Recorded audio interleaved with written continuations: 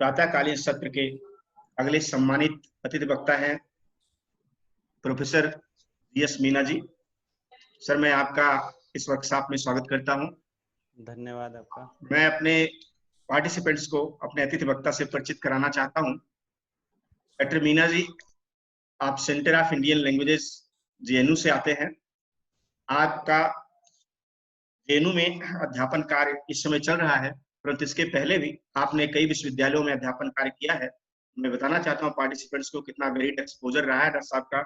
आप इसके पहले दिल्ली यूनिवर्सिटी में अध्यापन कार्य कर चुके हैं, आप पांडिचेरी यूनिवर्सिटी में कर चुके हैं, और एक फॉरेन यूनिवर्सिटी अंकारा यूनिवर्सिटी में भी आपने अध्यापन कार्य किया हुआ है। डॉक्टर मीना जी साहित्य जगत से आते हैं और उदीयमान साहित्य के नक्षत्रों में से आपका एक जाना माना नाम है।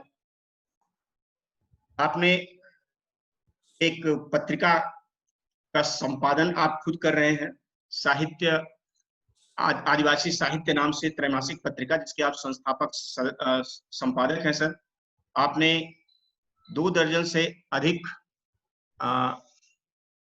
शोध पत्रों का प्रकाशन किया है और आपके लेखों की संख्या पत्र पत्रिकाओं में सैकड़ों में है। आपकी इस प्रतिभा को विभिन्न पुरस्कारों से सम्मानित किया गया है। मैं अपने पार्टिसिपेंट्स को बताना चाहूंगा कि डॉक्टर मीना साहब दलित आदिवासी संवाद लेखन पुरस्कार से सम्मानित हो चुके हैं। आपको रुक्मणी देवी जैसे सम्मानित पुरस्कार से भी नवाजा जा चुका है। आपको यूजीसी रिसर्च अवार्ड भी मिल चुके हैं। इन सारी उपलब्धियों के साथ डॉक्टर मीना साहब जेएनयू में अध्यापन कार्य और रिसर्च में रत हैं। मैं अपने प्रतिभागियों को आपके लेक्चर को ध्यान से सुनने के लिए निर्देशित करता हूं और हम सब आपके स्वागत के लिए तैयार हैं। सर, प्लीज प्लेटफॉर्म आपका है, आप अपने लेक्चर से हमें लाभान्वित करें। डॉक्टर जीएस मीना साहब। बहुत धन्यवाद कॉलेज का, और आपका बहुत धन्यवाद। लेकिन मैं देख रहा हूं कि मेरे विषय से संबंधित, मेरे अनुशासन से संबंधित शायद पार्टिसिपेंट्स बहुत कम हैं। मेरा संबंध हिंदी साहित्य से है, तो हिंदी भाषा साहित्य के कितने श्रोता हैं, क्या आप चैट बॉक्स के माध्यम से बता सकते हैं जो लोग सुन रहे हैं? सर, टोटल श्रोता जो है 108 हैं इस समय, पार्टिसिपेंट्स जो हमारे साथ हैं जुड़े हुए हैं। हाँ, लेकिन उपस्थित नहीं है वो लोग। नहीं, ये सर उपस्थित हैं। ये उपस्थित है पार्टिसिपेंट्स, ये पार्टिसिपेंट उपस्थित हैं और सब उत्सुक हैं आपके हिंदी लेक्चर को सुनने के लिए। ये हमारे वर्कशॉप का सर पहला लेक्चर है साहित्य का और हम सब उत्सुक हैं। ठीक है, बहुत धन्यवाद राधे श्याम जी और आपका डॉक्टर साहब। मैं आज हिंदी में ऑनलाइन लर्निंग और रिसर्च इस विषय पे बात करूंगा, और आपने मुझे बोलने का अवसर दिया, इसके लिए आपका आभार। मित्रों, आजकल आप देखते हैं जब भी ऑनलाइन शिक्षा की बात होती है, तो ऑनलाइन शिक्षा की बात आते ही अक्सर ये सवाल उठने लगते हैं कि क्या पारंपरिक क्लासरूम बचेगा? क्या ऑनलाइन शिक्षा क्लासरूम को खत्म कर देगी? नौकरियों पे क्या असर पड़ेगा? कुल मिलाकर के बहुत सारी आशंकाएं जताई जाती है, और ये उसी तरह की आशंकाएं हैं। जब टेलीविजन आया तो रेडियो के अस्तित्व के बारे में लोग बात करने लगे कि उसका क्या होगा। जब इंटरनेट पर खबरें आने लगी और खुद टेलीविजन के आने के साथ में अखबारों के अस्तित्व के बारे में लोग सोचने लगे कि उनका क्या होगा। या जब भी कोई नई तकनीक आती है तो पुरानी तकनीक या पुराने माध्यम को लेकर अक्सर सवाल उठाए जाते हैं, उसके अस्तित्व को लेकर प्रश्न खड़े किए जाते हैं। लेकिन इन सवालों को बहुत गंभीरता से जवाब नहीं दिया गया है। आप देखते हैं कि आजकल ऑनलाइन शिक्षा का मतलब ये है कि अलग अलग विश्वविद्यालयों के, कॉलेजों के अध्यापक या स्कूलों में भी, प्राइवेट स्कूलों में खासतौर पर मैं देख रहा हूँ कि ऑनलाइन कक्षाएं हो रही है, क्योंकि विद्यार्थी स्कूल या कॉलेज नहीं जा सकते, विश्वविद्यालय नहीं जा सकते। ये कक्षाएं सामान्य तौर पर गूगल मीट के माध्यम से, जूम के माध्यम से, स्काइप के माध्यम से या अन्य कोई जो ऑनलाइन प्लेटफॉर्म है उसके माध्यम से होती है। ऑनलाइन कक्षाएं और जो ऑफलाइन कक्षाएं, दोनों का संबंध एक बार हम समझ लेते हैं। दोनों में क्या खूबियां हैं और क्या सीमाएं हैं।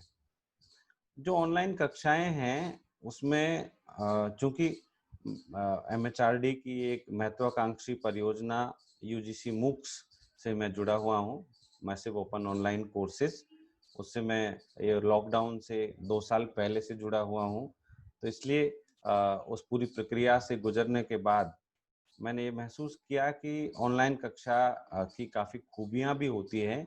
उन खूबियों से आपको परिचित कराना चाहता हूँ। ऑनलाइन कक्षा दूसरे कोर्सेज भी मैंने अटेंड किए हुए हैं और उनके माध्यम से मैं समझता हूँ कि ऑनलाइन कक्षा में अध्यापक ज़्यादा तैयारी के साथ पढ़ाते हैं, ज़्यादा मेहनत करते हैं, क्योंकि आप देखेंगे कि जो क्लासरूम है, क्लासरूम में अध्यापक अगर थोड़ी देर से आया तो भी चल जाता है। क्लासरूम में अगर अध्यापक बीच में कुछ कहानी सुनाने लग गया, उसके फ़ोन आ गया कोई, वो भी चल जाता है। ऑनलाइन क्लासरूम में इन सब चीज़ों के लिए बहुत स्पेस नहीं है, क्योंकि आपकी क्लास रिकॉर्ड हो रही हो सकती है या मूक्स जैसे प्लेटफॉर्म पर जहाँ पे यूजीसी और एमएचआरडी या सीईसी जिन्होंने ऑनलाइन प्लेटफॉर्म उपलब्ध कराए हुए हैं, वहाँ तो आपको रिकॉर्ड करके एडिट करके प्रॉपर एक वीडियो लेक्चर डालना है। तो उसमें टू द पॉइंट अच्छे से तैयारी करके आपको लेक्चर तैयार करना है, यानी आपके लेक्चर की क्वालिटी, ऑनलाइन लेक्चर की क्वालिटी ज़्यादातर मामलों में बेहतर होती है। दूसरा फायदा ये है कि उसमें आपको कहीं जाना नहीं पड़ता, जैसे ऐसी स्थितियां अभी पैदा हुई है, ऐसी स्थितियों के लिए बहुत अनुकूल है। अध्यापक को कहीं नहीं जाना पड़ता, विद्यार्थी को भी कहीं नहीं जाना पड़ता, दोनों अपने घर में रहते हुए ऑनलाइन लर्निंग का प्रोसेस जारी रख सकते हैं। तीसरा बड़ा इम्पोर्टेंट इसका महत्व है या खूबी है, जिसको खासतौर पे मैं बहुत तवज्जो देता हूँ, कि इसने शिक्षा को बहुत डेमोक्रेटिक किया है। हालांकि देश आज़ाद होने के बाद में हमारे स्कूल कॉलेज डेमोक्रेटिक हो गए, हर विद्यार्थी, हर समाज का, हर तबके का विद्यार्थी जो पढ़ना चाहता है वो एडमिशन ले सकता है या पढ़ सकता है। लेकिन विश्वविद्यालयों की एक बहुत बड़ी सीमा यह है कि जो अच्छे विश्वविद्यालय हैं उनमें सीटें लिमिटेड हैं। अब ऑनलाइन लेक्चर्स जब से आ गए हैं और ये ऑनलाइन माध्यम, जितने भी ऑनलाइन पाठ्य सामग्री आपके पास है, वो असीमित है उसका दायरा। उसको आप सिर्फ 10 विद्यार्थियों के लिए या 100 विद्यार्थियों के लिए नहीं, बल्कि उसको लाखों करोड़ों जितने विद्यार्थी देखना चाहें उतने देख सकते हैं, उससे लाभान्वित हो सकते हैं। आप एक तरह से कह सकते हैं कि जो शिक्षा और क्लासरूम है उसको लोकतांत्रिक बनाया है ऑनलाइन एजुकेशन ने। ये तो इसकी खूबियां हो गई कि भाई लोकतांत्रिक, हर किसी के पास पहुंच रहे हैं, अध्यापक पूरी तैयारी के साथ पढ़ा रहे हैं और घर में बैठे हुए हैं, कहीं जाना नहीं पड़ रहा, बहुत खर्चा भी नहीं आ रहा। लेक्चर्स तैयार करने में थोड़ा वीडियो रिकॉर्डिंग और एडिटिंग का खर्चा आता है, लेकिन जो अभी क्लासरूम टीचिंग है ऑनलाइन माध्यम से, उसमें बहुत खर्चा नहीं आ रहा। लेकिन इसकी कई सारी सीमाएं भी है ऑनलाइन टीचिंग की, जिनसे भी हमको परिचित होना चाहिए। आप देखेंगे कि खासतौर पर जेएनयू में ये महसूस करता हूं मैं कि हम सिर्फ क्लासरूम से नहीं सीखते, हम सिर्फ लेक्चर से नहीं सीखते, और शिक्षा का तात्पर्य सिर्फ एक अध्यापक का लेक्चर मात्र नहीं है, हम उस पूरे माहौल से सीखते हैं। जब एक बच्चा अपने घर से बाहर निकलता है, स्कूल में जाता है, कॉलेज में जाता है, क्लास में वो बैठता है, क्लास में अध्यापक बहुत सारी चीज़ों के बारे में बताते हैं। खासतौर पर अच्छे विश्वविद्यालयों, अच्छे कॉलेजों में बहुत सारे रेफरेंसेस पढ़ाने के दौरान अध्यापक बताते हैं कि अगली बार आपको इस जर्नल का ये लेख पढ़ के आना है, अगली बार आपको इस किताब का ये चैप्टर पढ़ के आना है। तो स्वाभाविक तौर पर विद्यार्थी क्लास के बाद में लाइब्रेरी जाता है, लाइब्रेरी में किताबें खोजता है, और फिर किताबें खोजने की प्रक्रिया में किताब खोजना सीखता है, किताबों के पन्ने उलटकर विषय सूची देखता है। एक किताब लेने गया है, लेकिन वो एक साथ दर्जनों किताबें तो कम से कम देख ही लेता है। अच्छा, ये फला किताब के चैप्टर्स में ये फला चैप्टर ये है, अच्छा बाद में कभी जरूरत पड़ेगी तो इस चैप्टर का भी उपयोग करेंगे। वहाँ पर वो जो मैगजीन्स और जर्नल्स हैं अपने डिसिप्लिन से जुड़े हुए, उनको देखता है, अपने सहपाठियों से बातें करता है लाइब्रेरी में, लाइब्रेरी के बाहर, क्लासरूम में, क्लासरूम के बाहर। और वो सहपाठी जो अलग अलग जाति, समुदाय, क्षेत्र और लिंग के हैं, उनसे वो बहुत कुछ सीखता है। आप देखिए कि हमारे बहुत सारे स्टीरियोटाइप्स होते हैं, हमारे पूर्वाग्रह होते हैं, अलग-अलग जातियों के बारे में, समुदायों के बारे में, क्षेत्र के बारे में, जेंडर के बारे में। और हम उन पूर्वाग्रहों के आधार पर ही, अगर हम जैसे हमको घर बैठ के पढ़ना हो, कितना भी बेहतरीन लेक्चर हो, जब तक हम उस समुदाय के व्यक्ति के साथ, उस जेंडर के व्यक्ति के साथ, उस क्षेत्र के व्यक्ति के साथ में घुलेंगे-मिलेंगे नहीं, उससे संवाद नहीं करेंगे, तो हमारे पूर्वाग्रह दूर नहीं हो पाएँगे। किसी को किसी से कुछ आपत्ति है, किसी से किसी के बारे में कोई राय है। आप देखेंगे खुद लड़के लड़कियों में ही, आप जो लड़के या जो लड़कियां सिर्फ लड़कों वाले स्कूल या लड़कियों वाले स्कूल में पढ़ते हैं और जो कोएड में पढ़ते हैं, तो उनका जो, अगर बौद्धिक विकास की बात करें, तो जो कोएड में पढ़ते हैं उनका बौद्धिक विकास ज्यादा अच्छे ढंग से होता है। इसी प्रकार से जैसे सरकारी स्कूल है, सरकारी स्कूल में हर जाति समुदाय के, हर आर्थिक स्थिति के विद्यार्थी आते हैं, तो उनमें बच्चे का दिमाग ज्यादा तेजी से विकसित होता है। प्राइवेट स्कूल में आप परसेंटेज शायद अच्छा ला सकते हैं, लेकिन उन परसेंटेजों का कोई महत्व नहीं है। 90 प्लस के आप देखेंगे कि जो भी इन दिनों जो भी सीबीएसई के रिजल्ट आए, स्टेट बोर्ड्स के रिजल्ट आए, हर कोई 90 प्लस की मार्कशीट अपने फेसबुक पे डाल रहा है।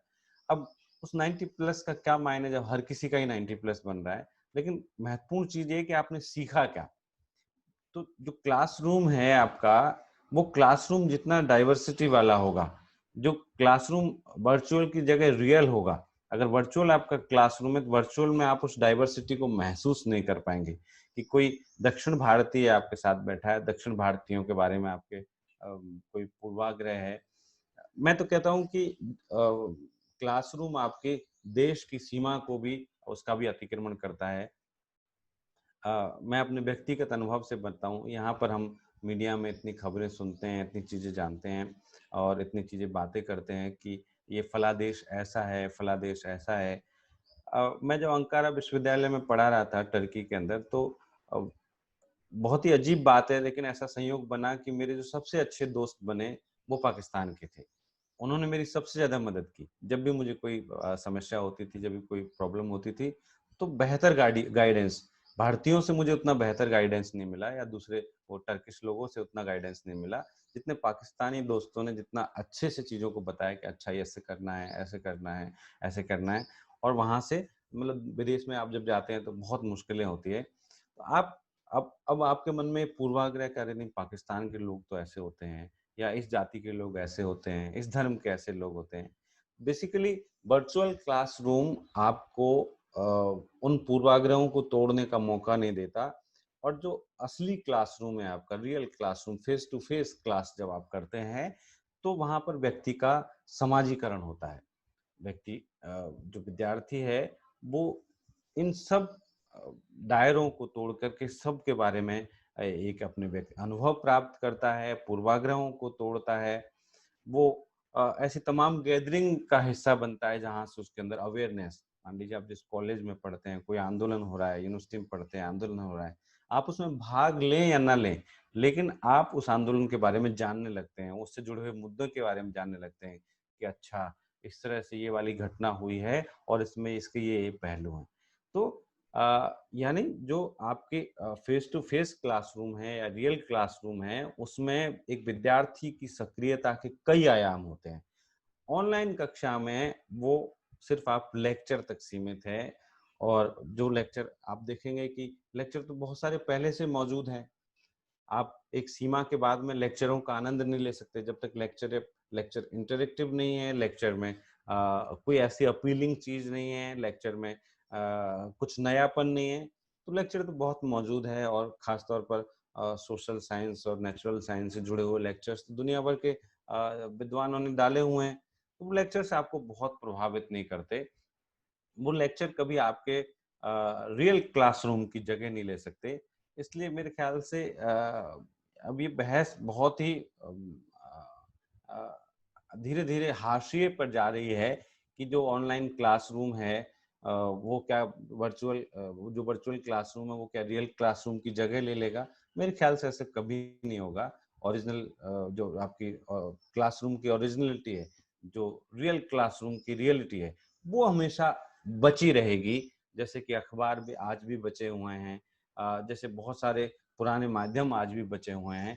और इसको एक एक और बात आपको समझना पड़ेगा कि दरअसल हम जो बाइनरी खड़ी करते हैं हम कि भाई एक रियल क्लासरूम है और एक ऑनलाइन क्लासरूम है, बेसिकली ये दूसरे एक दूसरे के विरोध में नहीं खड़े हुए। आपको ऐसे समझना चाहिए कि जो हमारा क्लासरूम है उसी का विस्तार है ऑनलाइन एजुकेशन, उसका विकल्प नहीं है, उसका एक्सटेंशन है, उसका विस्तार है। हमने एक क्लासरूम के माध्यम से क्लास में सबसे पहले हम ब्लैक बोर्ड पे पढ़ते थे, या ब्लैक बोर्ड से पहले हम तख्तियों के माध्यम से, आपको अपने बचपन की अगर कुछ स्मृतियां याद है कुछ पार्टिसिपेंट्स को या कुछ लोगों को, जब एक तख्ती होती थी लकड़ी की, उसको काले रंग से पोतते थे, उसमें वाइट स्याही से उससे खड़ी से लिखते थे, खड़िया होता था उससे घोल करके हम लिखते थे। तो वहां से हम पढ़ना शुरू किए और आज हम कंप्यूटर पर और मोबाइल पर टाइप करते हैं, जो टच स्क्रीन, आपके सारे लैपटॉप टच स्क्रीन है, मोबाइल टच स्क्रीन है। तो ये ऐसा नहीं कह सकते कि वो सब चीजें खत्म हो गई, ये उसी का विस्तार है। हम चीजें बदलती है धीरे धीरे, नई चीजें जुड़ती जाती है सीखने के माध्यम में, लेकिन आज भी उस क्लासरूम का भी महत्व है जो हम पेड़ के नीचे बैठ करके पढ़ते थे। देश के बहुत सारे विद्यालय हैं जिनके पास में पर्याप्त क्लासरूम नहीं है, वो पेड़ के नीचे बैठ के पढ़ाते हैं। तो चीजें बदलती है, नई चीजें आती है। और कहने का तात्पर्य है कि जो अब जो बहस थी कि ये ऑनलाइन क्लासरूम क्या हमारे क्लासरूम की जगह ले लेगा, हमारा पारंपरिक क्लासरूम खत्म हो जाएगा, मेरे ख्याल से ये बहस अब बहुत महत्वपूर्ण नहीं रही, और हमको इस बात को स्वीकार कर लेना चाहिए कि ये उसका एक्सटेंशन है, उसका विस्तार है, ना कि उसका विकल्प। और कोरोना महामारी के दौर में तो आप देखेंगे कि इस बहस को और ज्यादा हाशिए पर ये बहस चली गई है कि ऑनलाइन शिक्षण होना चाहिए कि नहीं होना चाहिए, क्योंकि मार्च से तो हम सबके पास में जो अध्यापक हैं, कहीं किसी भी तरह से अध्यापन कर रहे हैं, जो विद्यार्थी है, हमारे पास में ऑनलाइन पठन पाठन के अलावा और कोई विकल्प नहीं बचा है। और अभी कुछ कहा भी नहीं जा सकता कि कब स्थितियां सामान्य होंगी। जिस तरह से भारत में स्थितियां पैदा हो गई हैं, लगातार मामले बढ़ते जा रहे हैं, रोजाना 20, 30, 40 हजार तक के इतने ज्यादा मामले बढ़ रहे हैं। और जब मेरा ऐसा अनुमान है कि अभी साल 6 महीने और लग जाएगा स्थितियां सामान्य होने में, और जब स्थितियां सामान्य होंगी तब सीखने की जो ऑनलाइन प्रविधियां हैं, ये हमारे क्लासरूम यानी फेस टू फेस क्लास का, उस फेस टू फेस शिक्षण का हिस्सा बन चुकी होंगी। क्योंकि जो कुछ अब हम सीख रहे हैं, इनमें काफी कुछ ऐसा है जो हमारी टीचिंग का भविष्य में एक हिस्सा होने जा रहा है। जब लॉकडाउन सब खत्म हो जाएगा, जब चीजें नॉर्मल हो जाएंगी, क्योंकि इसमें कई प्रभावशाली चीजें हैं, कई हमारी क्लास को इफेक्टिव बनाने वाली चीजें हैं, और वो चीजें हमें निश्चित तौर पर आकर्षित कर रही हैं। इसलिए धीरे धीरे उनकी आदत भी हो जाएगी, हम सहज भी हो जाएंगे उनके साथ में, और वो हमारे क्लासरूम का हम हिस्सा बन जाएगी। अब कई लोग लेकिन इस बात से सहमत नहीं होते कि भाई ऑनलाइन को इतना प्रमोट क्यों किया जा रहा है, और हमारे क्लासरूम का क्या होगा, हमारी नौकरियों का क्या होगा। तो नौकरियों की जब बात करते हैं तब तो ये निश्चित तौर पर आपको सोचना चाहिए कि हाँ, कि ये ऑनलाइन क्लास का बहाना लेकर के नौकरियां तो नहीं कटनी चाहिए, लेकिन जो हमारी रियल क्लास है या फेस टू फेस क्लास है, आप एक बार उसके बारे में सोचिए। जो लोग सवाल उठाते हैं कि ऑनलाइन क्लास क्यों हो रही है, हम तो नहीं, हम तो क्लास में ही पढ़ाएंगे। आप ये देखिए कि भारत में ऐसे कितने विश्वविद्यालय हैं जिनमें नियमित कक्षाएं होती है। मैं जानता हूं कि मैंने अपना ग्रेजुएशन राजस्थान के कॉलेज से किया, और इसलिए मैं बहुत सारे कॉलेजों को जो छोटी जगहों पर है, जो ऐसे कस्बों में या छोटे शहरों में है, जो महानगरों से दूर है, जिनको कोई देखने वाला नहीं है, मैं जानता हूँ वहाँ पर नियमित कक्षाएं नहीं होती। खास तौर पर आप देखेंगे कि जो स्टेट यूनिवर्सिटीज के एफिलिएशन में जो कॉलेजेस आते हैं, और उनमें भी ह्यूमैनिटीज के सब्जेक्ट, उनमें नियमित कक्षाएं नहीं होती है। फिर जहाँ पर नियमित कक्षाएं होती भी हैं, वहाँ पर भारत के विश्वविद्यालयों का दुनिया के विश्वविद्यालयों के आगे क्या स्थान है। यानी हमारी कक्षाएं, हमारा इंफ्रास्ट्रक्चर, हमारा सब कुछ किस हालात में है, उस पर हम विचार नहीं करते। जब ऑनलाइन एजुकेशन की बात आती है तो जरूर हम सोचते हैं कि नहीं नहीं, इसको रोकना चाहिए, लेकिन हम अपने जो पारंपरिक ढांचा है उसको मजबूत करने की दिशा में खास पहल नहीं करते। मेरे ख्याल से उस दिशा में ज्यादा काम करना चाहिए। और एक बात और कही गई इस दौरान कि भाई आपदा को अवसर में बदलना चाहिए अब हमको, और कि शिक्षा के क्षेत्र में भी क्या हम आपदा को अवसर में बदल सकते हैं? तो कुछ लोगों के लिए आपदा, ये जो आपदा है, अभी आपदा में शिक्षा हम दे रहे हैं तो आपदा एक अवसर की तरह बदल चुकी है, क्योंकि बहुत सारे प्रोफेसर हैं जो ऑनलाइन क्लास नहीं ले रहे, उनको बैठे बैठे तनख्वाह मिल रही है। बहुत सारे विद्यार्थी हैं जिनको ना तो क्लास में जाना पड़ रहा, और उनको पता है कि उनको पास कर दिया जाएगा, कोई मुश्किल नहीं है। तो ऐसे लोगों के लिए तो आपदा में अवसर वाली बात हो सकती है, लेकिन गंभीर विद्यार्थियों के लिए क्या वास्तव में एक अवसर का निर्माण हुआ है? तो मैं कहूँगा नहीं हुआ है। भले ही से ऑनलाइन शिक्षण महत्वपूर्ण है, उसमें नई प्रविधियाँ हैं, उसमें गंभीरता भी हो सकती है, लेकिन अ, गंभीर विद्यार्थियों के लिए अभी ये अवसर में बदलने जैसी स्थिति नहीं है। इसकी सबसे बड़ी सीमा ये है कि ऑनलाइन क्लासेस की जो रीच है, आप ये इंश्योर नहीं कर सकते। क्लास में आपके 20 विद्यार्थी हैं या 30 विद्यार्थी हैं, 50 विद्यार्थी हैं, आप अटेंडेंस के माध्यम से, किसी माध्यम से इंश्योर कर सकते हैं कि हाँ, सभी विद्यार्थियों को आना होगा, सभी विद्यार्थी क्लास में पूरा ध्यान दे करके पढ़ेंगे। ऑनलाइन एजुकेशन की बहुत बड़ी लिमिटेशन ये है कि किस तक पहुंच रही है, किस तक नहीं पहुंच रही, अभी सब कुछ अनसर्टेन है, क्योंकि बहुत सारी जगहों पर इंटरनेट स्पीड अच्छी नहीं है। आप देखते हैं कि जो ये वेबिनार्स की सीरीज चल रही है जगह जगह देश भर में, इन इसके जो वक्ता हैं, जाहिर-सी बात है कि जो वक्ता हैं, बहुत सारे लोग, अधिकांश लोग प्रोफ़ेसर लोग हैं। प्रोफ़ेसरों के पास अच्छी तनख्वाह है, यानी उनके घर में इंटरनेट की स्पीड भी ठीक आनी चाहिए। लेकिन आप देखेंगे कि वक्ताओं के पास भी अच्छी इंटरनेट स्पीड नहीं है, आवाज़ कट-कट के आती है। अब वक्ता के पास में, प्रोफ़ेसरों के पास में, रिसोर्स पर्सन्स के पास में भी अच्छी इंटरनेट स्पीड नहीं है, तो आप एक विद्यार्थी जो पता नहीं कहाँ से कोई सुदूर गाँव में रहता है, उससे आप उम्मीद करें कि उसकी इंटरनेट की स्पीड अच्छी हो और उसके पास में एक शांत कमरा हो, जिसमें बैठ कर के वो आपकी क्लास का आनंद ले सके, तो मेरे ख्याल से उसके साथ में ये जाती है। ज़्यादातर लोग ऑनलाइन टीचिंग जो लर्निंग है, उसकी तकनीकों से परिचित नहीं हैं, और इससे भी आप देखेंगे कि जब अध्यापक परिचित नहीं होंगे, तो फिर कैसे वो पढ़ाएँगे? इससे भी ये बाधित हुआ है। जो ये प्रैक्टिकल सिचुएशन भारत में है, उसके बारे में मैं बात कर रहा हूँ। जैसे उदाहरण के लिए आपको मैं बेहतरीन जगह का उदाहरण देता हूँ। आप कहेंगे कि गाँव देहात को छोड़ दीजिए, दिल्ली की बात करें, तो दिल्ली विश्वविद्यालय ने अपने अध्यापकों को गूगल मीट का आईडी दे दिया, और गूगल मीट के आईडी के माध्यम से उनसे कहा कि भाई क्लास लो आप अपने विद्यार्थियों की, और विद्यार्थियों को भी सूचित कर दिया। अब ज़्यादातर अध्यापकों ने चूँकि कभी ऑनलाइन क्लास नहीं ली, इसलिए वो नहीं जानते कि ऑनलाइन क्लास कैसे लेनी है। तो अब उनके समझ में नहीं आया कैसे क्लास लेनी है। तो कुछ ने क्या किया, एक गूगल क्लासरूम होता है, गूगल क्लासरूम अलग है, गूगल मीट अलग है। गूगल क्लासरूम के माध्यम से आप जैसे एक ग्रुप चैट, व्हाट्सएप में आप ग्रुप बनाते हैं, फेसबुक में आप ग्रुप बनाते हैं, एक ग्रुप चैट जैसी स्थिति है वो गूगल क्लासरूम में, जिसमें आप लिंक शेयर कर सकते हैं, पीडीएफ शेयर कर सकते हैं, डॉक्यूमेंट शेयर कर सकते हैं।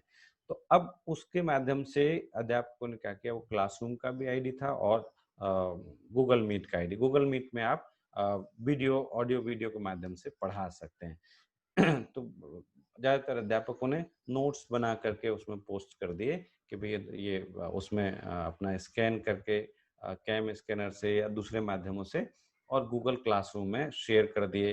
कुछ पीडीएफ थी वो भेज दिए, किसी ने अपना वीडियो रिकॉर्ड करके भेज दिया, और बहुत कम अध्यापक गूगल मीट का ठीक-ठीक उसका उपयोग कर सके। अब जिन्होंने उपयोग करना सीख भी लिया, क्योंकि भई सिखाया गया कि आप सीखो, किसी ने अपने बच्चों से सीखा, किसी ने और किसी से जो तकनीकी रूप से समृद्ध है उससे सीखा, तो अब उसमें दिक्कत ये आई कि जो ऑडियो वीडियो है विद्यार्थी का, उस पे अध्यापक का नियंत्रण नहीं है। ज़ूम में तो आपके हैं, आप ज़ूम में बात कर रहे हैं, अगर ये कॉलेज वाले चाहें तो मेरा ऑडियो और वीडियो बंद कर सकते हैं, या मेरा चालू कर सकते हैं, देख सकते हैं। तो लेकिन गूगल मीट में ऐसे ऑडियो और वीडियो पर नियंत्रण नहीं है, आप किसी को रिमूव कर सकते हैं, किसी को इन कर सकते हैं, लेकिन ऑडियो वीडियो पे नियंत्रण नहीं है। तो अब पता चला कि आपके कैसे आप पता लगाएँगे कि आपके विद्यार्थी आपको गंभीरता से सुन रहे हैं कि नहीं सुन रहे हैं? जब तक क्लासरूम में विद्यार्थियों की सक्रिय उपस्थिति नहीं होगी, तो पता लगाना बहुत मुश्किल है। कोई विद्यार्थी क्लास में कितनी देर रहा, पता चला कि उसको मालूम है कि सर ने या मैडम ने कहा हुआ है कि हम अटेंडेंस लेंगे, उसमें एक अटेंडेंस की व्यवस्था है। उसमें अटेंडेंस के का बटन क्लिक करिए तो उसमें आपको कितने विद्यार्थी क्लास में उपस्थित हैं सबकी एक सूची आपको एक एक्सेल फाइल बन करके आ जाएगी। लेकिन पता चला कोई विद्यार्थी अटेंडेंस के वक्त मौजूद है और बाकी वक्त वो मौजूद ही नहीं है, या फिर वो मौजूद है, उसने उसमें आपकी क्लास में घुस गया है विद्यार्थी और घुस करके उसने अपना वीडियो ऑफ करके और वो नहाने चला गया है। अब आप क्या करेंगे? आपका विद्यार्थी अगर आपकी क्लास ऑन करके अपना मोबाइल कहीं रख करके नहाने चला गया, तो आप क्या करेंगे उसका? तो अब अगर एक टीचर ये कहेगा कि वीडियो ऑन करो, कितने विद्यार्थियों से वो कहेगा वीडियो ऑन करो? वो अगर विद्यार्थी से कहेगा पर्सनली नाम लेकर के वीडियो ऑन करो, तो इससे उसकी क्लास डिस्टर्ब होगी। तो अब इसमें ये लिमिटेशन है कि आपने अध्यापकों को पहले तकनीकी रूप से समृद्ध नहीं किया, विद्यार्थियों को तकनीकी रूप से समृद्ध नहीं, इसके सबके तरीके हैं, इसको ठीक करने के, दुरुस्त करने के तरीके हैं, लेकिन आपने सिखाया नहीं, तो अध्यापकों को इस तरह की मुश्किलों का सामना करना पड़ा और करना पड़ रहा है। अभी फिर से क्लासेस शुरू होने वाली है। पिछले सेमेस्टर में मैंने देखा जो अप्रैल मई में कक्षाएं हुई, उनमें इस तरह की चीजें सामने आई बहुत सारी। अब जूम है, जूम में आप कहेंगे कि जूम में देखिए अटेंडेंस भी आती है, जूम में आप कौन कितनी देर रहा ये भी देख सकते हैं, वीडियो भी सबके नियंत्रण में है। जूम आया तो जूम के साथ में एक खतरा भी आ गया साथ में। जैसे हमने हमारा जो मेरा परिचय दिया, सेंटर ऑफ इंडियन लैंग्वेजेज में पढ़ाता हूँ। अब 4 महीने से हमारी मीटिंग सिर्फ एक बार हुई है, वो भी शायद मार्च के या अंत में या अप्रैल के शुरू में। हमने जूम पे आईडी बनाए और जूम पे मीटिंग की। जैसे जूम पे मीटिंग हमारी खत्म हुई, उसके 1 घंटे बाद हमारे एक साथी प्रोफेसर के नाम से सबके पास में ईमेल चला गया। जब आप किसी का ईमेल आता है तो आप सामान्य तौर पर उसका नाम पढ़ते हैं कि भाई ये फलाने प्रोफेसर सो एंड सो, उसका नाम पढ़ा, आप ईमेल आईडी नहीं चेक करते क्योंकि अच्छा उनका उनका मेल आता रहता है उसी नाम से, तो आप अभ्यस्त होते हैं कि भाई हाँ उन्होंने मेल भेजा है। उस मेल में लिखा गया कि क्या आप मुझे 1 मिनट में अभी कॉल कर सकते हैं? तो आप जाहिर सी बात है उसमें जवाब देकर के पूछना चाहेंगे कि क्या हुआ है। तो अब हुआ ये कि उनके जिस ईमेल आईडी से उन्होंने जूम पर आईडी बनाई थी, वो ईमेल आईडी जूम ने हैक करके या जूम के माध्यम से किसी और ने हैक करके दूसरी ईमेल आईडी बना ली, जिसमें ब्यौरा वही है उनका, उनके साथ में जो सिग्नेचर के तौर पर ईमेल में सबसे नीचे जोड़ते हैं कि ये professor centre of Indian languages Jawaharlal Nehru विश्वविद्यालय। तो अब वो सारा भी कॉपी कर लिया, सिर्फ ईमेल आईडी चेंज हो गया, तो आप उससे संवाद करेंगे, वो आपकी भी डिटेल चोरी कर लेंगे। तो उसके बाद से सारे अध्यापक इतने डर गए हैं कि ना तो कोई वेबिनार करते हैं और ना कोई मीटिंग करते, क्योंकि जूम से एक खतरा सा हो गया। अब गूगल मीट का उपयोग करना चाहते हैं, लेकिन कितनी सुरक्षित है ये चीजें, तो इसकी सुरक्षा के बारे में भी हमको ट्रेन नहीं किया गया, किन किन बातों का हमको ध्यान रखना चाहिए। मान लीजिए आप स्क्रीन शेयर कर रहे हैं, अभी वर्कशॉप में कई लोग स्क्रीन शेयर करते हैं, तो मुझे एक्सपर्ट से पता चला कि अगर स्क्रीन शेयर के दौरान आप ऐसी कोई टैब शेयर करते हो, आपको एक टैब शेयर करना चाहिए, पूरा आपका विंडो शेयर नहीं करना चाहिए। अगर आप पूरी विंडो शेयर करते हैं तो आपका कोई ऐसा टैब खुला हुआ है जिसमें कि कई ऐसी सूचनाएं हो सकती है जिसके माध्यम से वो आपके पासवर्ड्स हैक कर सकते हैं कुछ लोग। तो अब लेकिन ये कौन सिखाएगा? ये सिखाया तो नहीं गया। ये सीखने के लिए प्रॉपर एक ट्रेनिंग पैरेलल चलनी चाहिए और चल भी रही है कई विश्वविद्यालयों में। जैसे जेएनयू में आप देखिए, जेएनयू में ही वीटॉम नाम से, WETOM, इस नाम से इंटरनेट पर आपको यूट्यूब पर आपको वो मिल जाएगा। वीटॉम नाम से एक 4 वर्कशॉप हो चुके हैं। अब हम उसको इंडियन लैंग्वेजेज और हिंदी माध्यम में भी उसी सीरीज को लेकर के आ रहे हैं। और आपको 8, अगर आप रुचि रखते हैं तो 8 अगस्त को आप जेएनयू वेबसाइट पे भी दिखाई देने लगेगा 1-2 दिन में। 8 अगस्त को एक वर्कशॉप है कि भाई आप ऑनलाइन टीचिंग लर्निंग कैसे कर सकते हैं और इसमें आपको कौन कौन सी तकनीकें मौजूद है और सिक्योरिटी का कैसे ख्याल रखना है। क्योंकि हम में से बहुत सारे लोग, अब कोई मान लीजिए मैं हिंदी पढ़ाता हूँ, तो अब मैं इतना इंटरनेट में सिक्योरिटी के बारे में कैसे एक्सपर्ट हो सकता हूँ? तो ज्यादातर अध्यापक, ज्यादातर विद्यार्थी उसके एक्सपर्ट नहीं, क्योंकि हम कोई साइबर क्षेत्र के अध्येता नहीं है, लेकिन हमको बुनियादी चीजें सीख लेनी चाहिए। तो इस तरह के वर्कशॉप्स हो रहे हैं, उन वर्कशॉप्स में मेरे ख्याल से हम सबको हिस्सा लेने चाहिए और हमें जो ऑनलाइन टीचिंग लर्निंग की नवीनतम और बेहतर तकनीकें हैं उनसे परिचित होना चाहिए, ताकि हम पढ़ाने पर ध्यान केंद्रित करें। अब पता चला, आपने देखा होगा कई वेबिनारों में कि कोई रिसोर्स पर्सन है, वो अपने फील्ड का बहुत बड़ा एक्सपर्ट है, कोई इकोनॉमिस्ट है, अपने फील्ड का बहुत बड़ा एक्सपर्ट है, लेकिन जब उसको आप जोड़ते हैं तो आप कह रहे हैं, अरे सर आवाज कट कट के आ रही है, जरा ऐसे कर लीजिए, ये कर लीजिए, तो पता चला कि आधा टाइम तो उसका इसी में चला गया। कभी आवाज नहीं आ रही, कभी तस्वीर साफ नहीं आ रही, कभी कुछ और दिक्कत है, तस्वीर यूं टेढ़ी आ रही है। अब टेढ़ी तस्वीर आ रही है, आप सीधा करिए, वो तस्वीर को तो सीधा कर लेंगे, लेकिन इससे वो जो उसकी कंटिन्यूटी है, उसका फ्लो है, वो डिस्टर्ब हो जाएगा, और वो जो पढ़ाना चाहता है वो नहीं पढ़ा पाएगा, जिस तरह से वो बोलना चाहता है वो नहीं बोल पाएगा, तो डिस्टर्ब हो गया आपका पूरा। तो इसलिए मेरे ख्याल से जो अध्यापक हैं उनको जो जो भी तकनीकें हैं, बुनियादी तकनीकें कम से कम सीख लेनी चाहिए, ताकि हम अपना ध्यान पढ़ाने पर केंद्रित कर सके, ना कि विद्यार्थियों से कनेक्ट करने मात्र में। और मन में हमेशा स्पष्ट रखिए कि ये आपकी ऑनलाइन टीचिंग है, ये क्लासरूम की जगह नहीं लेने जा रही है, ये उसका विकल्प नहीं है, ये उसका विस्तार मात्र है। तो ये तो कुछ बात हुई ऑनलाइन टीचिंग लर्निंग के बारे में। अब हम बात करेंगे कि हिंदी में ऑनलाइन सामग्री की क्या स्थिति है। मैंने इसलिए कहा शुरू में कि भाई अ, हिंदी में मैं ये मेरा लेक्चर मुख्य तौर पर हिंदी के विद्यार्थियों को ध्यान में रखकर उस पर केंद्रित होगा।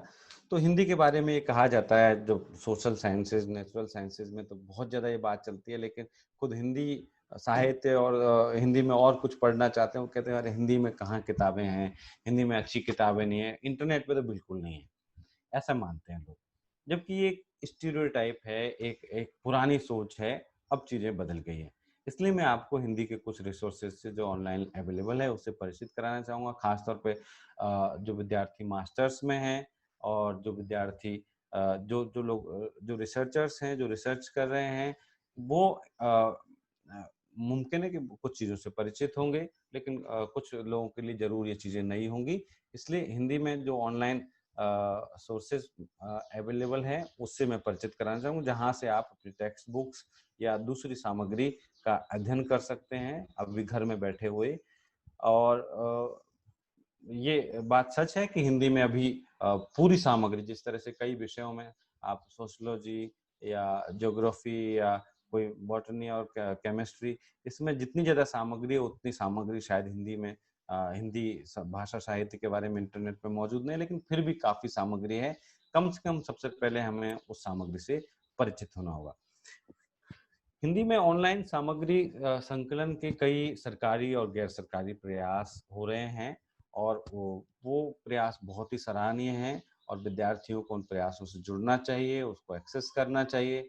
जैसे हिंदी साहित्य का सबसे बड़ा संग्रह इंटरनेट पर हिंदी समय के रूप में मौजूद है।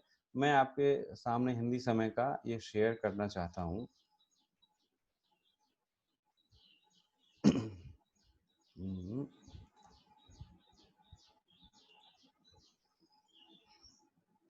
देखिए, इसमें भी वही विकल्प आ रहा है कि इसमें आप एक विंडो शेयर करने के बजाय, एक एक टैब शेयर करने के बजाय पूरा आप शेयर करें। मैं आपके सामने अभी ये एक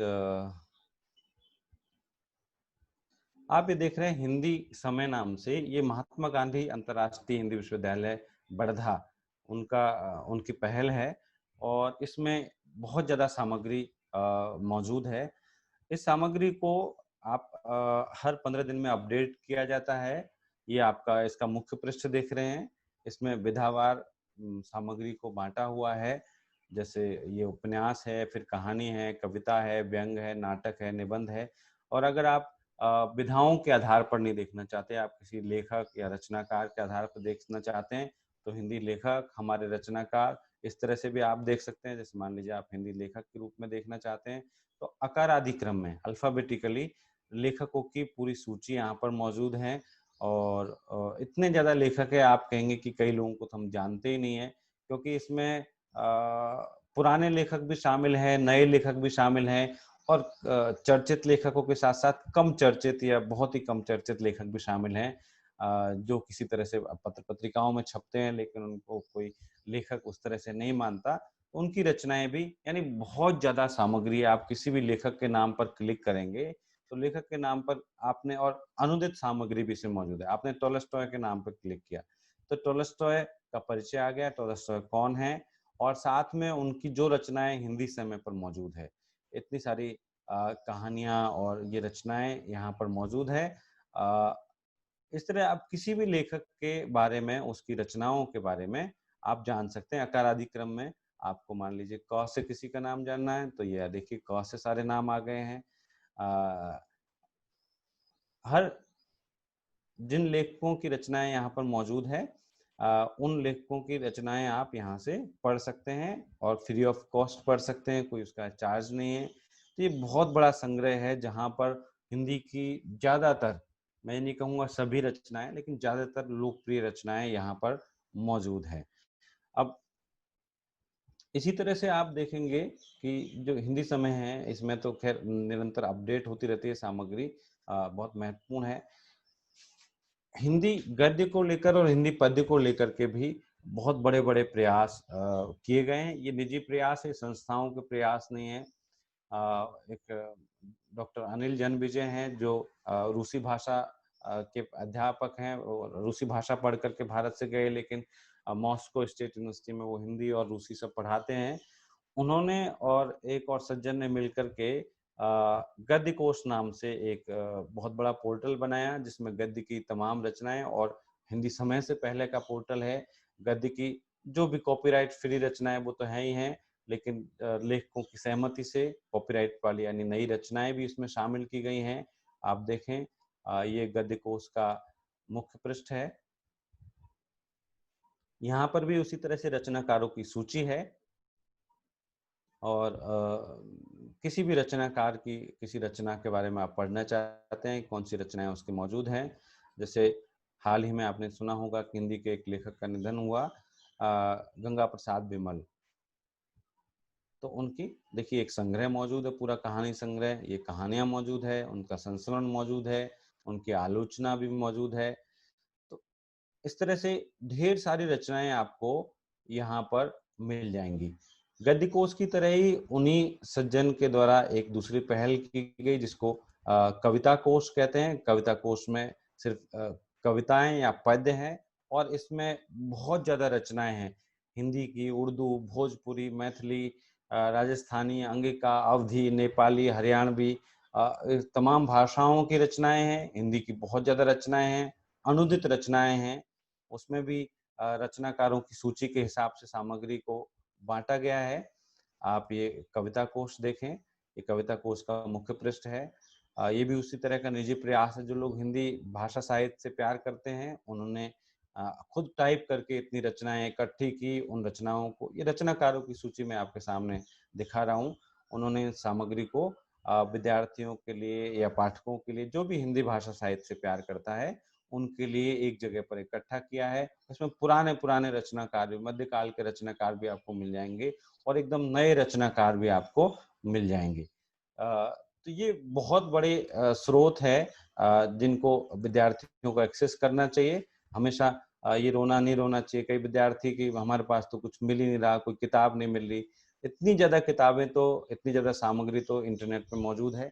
एक नया प्रयास है, उससे मैं परिचित कराना चाहता हूँ, क्योंकि उसमें भी काफी सामग्री मौजूद है, स्वयं नाम से। और ये सभी विषयों के लिए है, ये सिर्फ हिंदी के लिए नहीं है। मेरे ख्याल से आप में से कुछ लोग जरूर परिचित होंगे स्वयं नाम से, जो भारत सरकार की पहल है उससे। ये मूक्स कोर्सेज का एक केंद्र है भारत सरकार का, जहां पर MHRD ने एक वेबसाइट बना करके जो अलग अलग संस्थाएं हैं जो स्वयं ऑफर करती है, जैसे अलग अलग फील्ड के लोग, ये संस्थाएं AICTE है, CEC है, IGNOU है, इंडियन इंस्टीट्यूट ऑफ बेंगलोर है, NCERT है, इसमें UGC भी है, और ये तमाम संस्थाएं हैं। UGC देख रहे हैं आप आखिर में। ये संस्थाएं ऑनलाइन कोर्सेज आपको उपलब्ध कराती है, और इसकी खासियत ये है स्वयं की, कि जैसे आप कोई भी ग्रेजुएशन या पोस्ट ग्रेजुएशन या कोई भी कोर्स आप कर रहे हैं, तो आप अपने जिस कॉलेज से पढ़ रहे हैं, मान लीजिए आपका ये सुल्तानपुर का कमला नेहरू कॉलेज है, आप जिस भी विषय में पढ़ रहे हैं, आप अपने विषय से संबंधित 20% कोर्स ऑनलाइन कर सकते हैं। मान लीजिए आपके 16 पेपर है जनरली एमए में हमारे यहाँ 16 पेपर होते हैं पूरे एमए में, तो 16 में से आप 2 कोर्स आप ऑनलाइन कर सकते हैं, 3 कोर्स तक ऑनलाइन कर सकते हैं आप। तो ऑनलाइन करने पे क्या होगा कि आपको इसको ऑप्ट करना है, यहाँ पे ज्वाइन करना है इसको, वहाँ पे आपको हर हफ्ते आपका असेसमेंट होगा, फिर एक फाइनल असेसमेंट होगा, और आपके जो भी मार्क्स आएंगे, आपका इवैल्यूएशन होगा, आपके मार्क्स आएंगे वो आपके कॉलेज भेज दिए जाएंगे और आपके मार्कशीट में शामिल हो जाएंगे, आपके मूल्यांकन में शामिल हो जाएंगे। यहाँ पर आप देखेंगे कि ये कोर्सेज की सूची है, ऑल कोर्सेज जो इस वक्त रन किए हुए हैं इन्होंने, और सभी विषयों के कोर्स हैं यहाँ पे। इसलिए मैं कह रहा हूँ कि सिर्फ हिंदी वालों से संबंधित नहीं है, ये सबसे संबंधित है। बहुत ही बेहतरीन सामग्री है। जितने क्रेडिट का वो कोर्स है उतना हफ्ते में उतना उतना आपको अपने वहाँ पे कॉलेज में कम करना पड़ेगा, और आप अपने प्रिंसिपल से या आप किसी से जो भी वहाँ पर संबंधित अधिकारी हैं उनसे आप इसके बारे में सूचना दे करके आप इससे जुड़ सकते हैं। ये कोर्सेज हैं जैसे आप, और ऐसे कोर्सेज जिसके लिए कोई योग्यता नहीं है, जो अपनी डिग्री के लिए नहीं चाहते, सीखने के लिए चाहते हैं। बहुत सारे लोग ऐसे हैं जैसे किसी के मन में एक ख्वाहिश रह गई कि काश मैं समाज विज्ञान का कोर्स कर पाता, मैं तो साइंस में आ गया। तो समाज विज्ञान का कोर्स पढ़िए, कोई फीस नहीं है, फ्री में पढ़िए आप। आप चाहते हैं कि आपको सर्टिफिकेट मिले तो आप परीक्षा दीजिए, असेसमेंट में हिस्सा लीजिए। आपको सर्टिफिकेट नहीं चाहिए तो सिर्फ सीखने के लिए भी है। जैसे सबसे पहले आप देख रहे हैं एनिमेशन का कोर्स दिख रहा है आपको, ये डॉक्टर अभिषेक कुमार बीएचयू ने ऑफर किया हुआ है। हर किसी के आगे लिखा हुआ है कि वो आप अगर कोर्स पर क्लिक करेंगे कि कोर्स किस लेवल का है, यूजी लेवल का है, पीजी लेवल का है। अगर आप यूजी के विद्यार्थी हैं तो यूजी लेवल का कोर्स कर सकते हैं, अगर आपको मार्कशीट में जुड़वाना है। अगर आपको मार्कशीट में नहीं जुड़वाना, सिर्फ सीखने के लिए करना है, जैसे अभिषेक कुमार के एनिमेशन वाले इस पे आपने क्लिक किया, तो आप देखेंगे कि इसमें 10,992 लोग ज्वाइन कर चुके हैं। और इसकी डिटेल ये है कि ये 1 अगस्त से शुरू होगा। ये 15 हफ्तों का कोर्स है, 31 अक्टूबर तक चलेगा। इसके एग्जाम 15 नवंबर को होगी। एनरोलमेंट 31 अगस्त तक खुला हुआ है, इसके बाद में एनरोलमेंट नहीं हो पाएगा। और ये बेसिकली कंप्यूटर साइंस और इंजीनियरिंग के विद्यार्थियों के लिए है, और यूजी और पीजी दोनों के लिए है। अब इस कोर्स में आप क्लिक करके ज्वाइन कर सकते हैं। ज्वाइन करते ही आपको उसके लेक्चर्स जो ये वीक वाइज बांटा हुआ है, इसमें जैसे फंडामेंटल ऑफ एनिमेशन, तो अब इसमें जाकर के आपको वीक 1 में इसमें भी आपको 2-3 यूनिट्स होंगी। तो उन यूनिट्स में, हर यूनिट में आपको वीडियो लेक्चर्स होंगे, टेक्स्ट होगा और पीपीटीज होंगे। यानी बहुत सारी सामग्री है और सब कुछ फ्री में उपलब्ध है। बस आपको यहाँ पर ये ज्वाइन वाला बटन दबाना है। ज्वाइन बटन दबाने के बाद में ये आपकी डिटेल पूछेंगे कि आप किस संस्था में। अगर आप किसी संस्था में नहीं है तो आपको भरने की जरूरत नहीं है, आप अपना नाम भर दीजिए और अपना डिटेल पता भर दीजिए कहाँ, क्योंकि वो पूरा डेटा रखना चाहते हैं कहाँ के लोगों ने, किस जगह के लोगों ने कितना एनरोलमेंट किया। फिर अगर आप परीक्षा नहीं देते कोई बाध्यता नहीं है, लेकिन अगर आप अपने कॉलेज का कोर्स छोड़ करके, अगर अपनी यूनिवर्सिटी का कोर्स छोड़ करके उसकी जगह पे ये कर रहे हैं तो आपको फिर परीक्षा देनी होगी, वरना आपके उसमें आपका मूल्यांकन प्रभावित होगा। इसलिए इस तरह के इन कोर्सेज से आप जुड़ सकते हैं। जैसे अगर हिंदी के विद्यार्थी हैं तो इस सेमेस्टर में मेरा भी एक कोर्स है, आप उससे, जैसे हिंदी मैंने सर्च किया, हिंदी के कुछ और भी कोर्सेज यहाँ पे मौजूद हैं। ये कोर्स जो सबसे नीचे दिख रहा है, हिंदी भाषा का उद्भव और विकास, देखिए मेरा कोर्स है। इसी तरह से जावा और C++ भी आपको हिंदी में मौजूद है, इसलिए यहाँ पे हिंदी लिखा हुआ है। सीनियर सेकेंडरी की हिंदी यहाँ पे मौजूद है, सेकेंडरी की हिंदी मौजूद है। जो आपके बच्चे हैं उनको आप इससे जोड़ सकते हैं। ये सबके लिए उपयोगी है और मुफ्त है। इतनी बेहतरीन सामग्री आपको मुफ्त में उपलब्ध हो रही है भारत सरकार के सौजन्य से, तो मेरे ख्याल से विद्यार्थियों को इसका लाभ लेना चाहिए। और इसमें कोई भी खर्चा नहीं है, कुछ भी नहीं है, कोई मुश्किल नहीं है, बहुत ही आसान है, घर बैठे। मेरे ख्याल से लॉकडाउन जब तक है तब तक इससे बेहतरीन सीखने का कोई साधन नहीं हो सकता। इसी तरह से मैं आपको एक चीज और दिखाना चाहता हूँ। एक भारत सरकार की एक परियोजना और है, जो ये मूक्स वाली परियोजना है, जो स्वयं के माध्यम से चल रही है, यानी मैसिव ओपन ऑनलाइन कोर्सेज। ये तो अभी नई परियोजना है। एक परियोजना है जो एक आकार ले चुकी है, जो अपना पूरा हो चुकी है, उसको बोलते हैं ईपीजी पाठशाला। ईपीजी पाठशाला में आपको बहुत सामग्री पहले से जनरेट, लेकिन ये ईपीजी पाठशाला सिर्फ पीजी लेवल के लिए है। हर सब्जेक्ट के लिए जो भी महत्वपूर्ण सब्जेक्ट है, आप देखेंगे ईपीजी पाठशाला के होम पेज पर जाइए, इसमें अरबों रुपए भारत सरकार ने खर्च किए और देश के जो बेहतरीन प्रोफेसर्स हैं, जो अपने विषय के एक्सपर्ट हैं, उनसे अच्छी सामग्री आपके लिए तैयार कराइए। मूक्स और ईपीजी पाठशाला में मेरे ख्याल से इसका सबसे बड़ा महत्व यह है कि जैसे जेएनयू में एमए हिंदी में 30 सीटें हैं, तो अब सिर्फ 30 विद्यार्थी थोड़ी हैं जो एमए में हिंदी पढ़ना चाहते हैं। देश में लाखों विद्यार्थी हैं जो हिंदी पढ़ना चाहते हैं या जो अपने जो भी विषय पढ़ना चाहते हैं, अच्छे विश्वविद्यालयों में पढ़ना चाहते हैं, लेकिन अच्छे विश्वविद्यालयों में सीटें लिमिटेड है। तो उन्हीं अच्छे विश्वविद्यालयों के प्रोफेसरों से आप अपने कॉलेज में रहते हुए, आप अपने घर रहते हुए पढ़ सकते हैं। ये सुविधा ईपीजी पाठशाला और मूक्स के माध्यम से, यानी जो स्वयं मैंने प्लेटफॉर्म बताया था उसके माध्यम से भारत सरकार ने एक बहुत बड़ी पहल की है, जिसका विद्यार्थियों को लाभ उठाना चाहिए। यहाँ पे आप देखेंगे कि ये कोर्सेज की सूची है, इतने सारे विषयों के पीजी लेवल के कोर्स मौजूद है। कोष्ठक में जो आपको संख्या दिख रही है, ये संख्या वास्तव में कितने वीडियोस वहां पर मौजूद हैं उसकी संख्या है, कितने यूनिट्स में उनको बांटा गया उसकी संख्या है। आप किसी भी, आपका मान लीजिए इकोनॉमिक्स का विषय है तो इकोनॉमिक्स में 567 ये मौजूद है, ये पीजी लेवल का है। फिर इकोनॉमिक्स में कौन कौन से पेपर होते हैं, उन पेपर्स के आधार पर मान लीजिए आपने क्वांटिटेटिव मेथड का आपको ये जानना है, तो आप क्वांटिटेटिव मेथड पे आप क्लिक करेंगे, इसमें 40 लेक्चर्स मौजूद हैं एक सिर्फ क्वांटिटेटिव मेथड्स में। इस तरह से यहाँ पर 16 पेपर है, जो मैं कह रहा था 16 अक्सर वो होता है। तो इस पे आपने क्लिक किया क्वांटिटेटिव मेथड्स, मैथमेटिकल मेथड्स में। अब फिर इसमें मॉड्यूल्स हैं, इनमें से किसी भी मॉड्यूल पे आप क्लिक करेंगे, 37 मॉड्यूल है इसके अंदर। कितनी ज्यादा और कितनी बेहतरीन सामग्री है। आप मान लीजिए इस पे क्लिक किया तो इसमें वही चीजें जो मूक्स के अंदर थी, लेकिन इसमें आपको कोई सर्टिफिकेट नहीं मिलेगा, इसमें आपका कोई मूल्यांकन भी नहीं होगा। ये सेल्फ लर्निंग है, खुद सीखना है आपको। इससे आप जुड़ करके आपको इसमें ई टेक्स्ट मिलेगा, इससे संबंधित ई टेक्स्ट, ये सारे ई टेक्स्ट आप डाउनलोड कर सकते हैं। आपके पास में कितना रिसोर्स इकट्ठा हो जाएगा, कितनी बेहतरीन सामग्री आपके पास में इकट्ठी हो जाएगी बिना किसी खर्चे के। आप कोचिंग्स के नोट्स लेके आते हैं, कोचिंग्स के नोट्स से लाख गुना बेहतर ये नोट्स हैं जो ई टेक्स्ट के रूप में है। लर्न मोर, यानी और इससे जुड़ी हुई सामग्री जो मौजूद है उसके बारे में यहाँ पर दिया हुआ है। इंटरनेट वेब लिंक्स भी दिए हुए हैं, किताबों के पूरे फोटो सहित दिए हुए हैं। सेल्फ लर्निंग, जिसमें कि वीडियो लेक्चर है। इस वीडियो लेक्चर, अब ये वीडियो लेक्चर भी बहुत अच्छी क्वालिटी के हैं, इनमें एनिमेशंस का प्रयोग किया गया है, इसमें पीपीटीज का प्रयोग किया गया है, बहुत अच्छे से समझाया गया है। आप ये देखें हर जगह पे, तो इतनी बेहतरीन सामग्री आपके पास में मौजूद है। मेरे ख्याल से इस सामग्री का उपयोग करना चाहिए तमाम विद्यार्थियों को।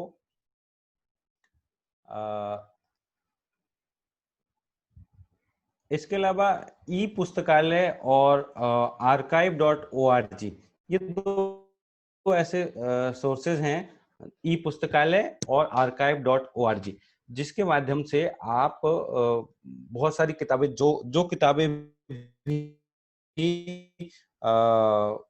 कॉपीराइट फ्री हो गई है। कॉपीराइट का नियम है कि लेखक की मृत्यु के 60 साल बाद में कॉपीराइट फ्री हो जाती है कोई भी किताब। तो वो किताबें यहाँ पर फ्रीली अवेलेबल हैं, epuस्तकालय.com और archive.org। ये सिर्फ हिंदी के लिए नहीं है, ये भी सभी विषयों के विद्यार्थियों के लिए है।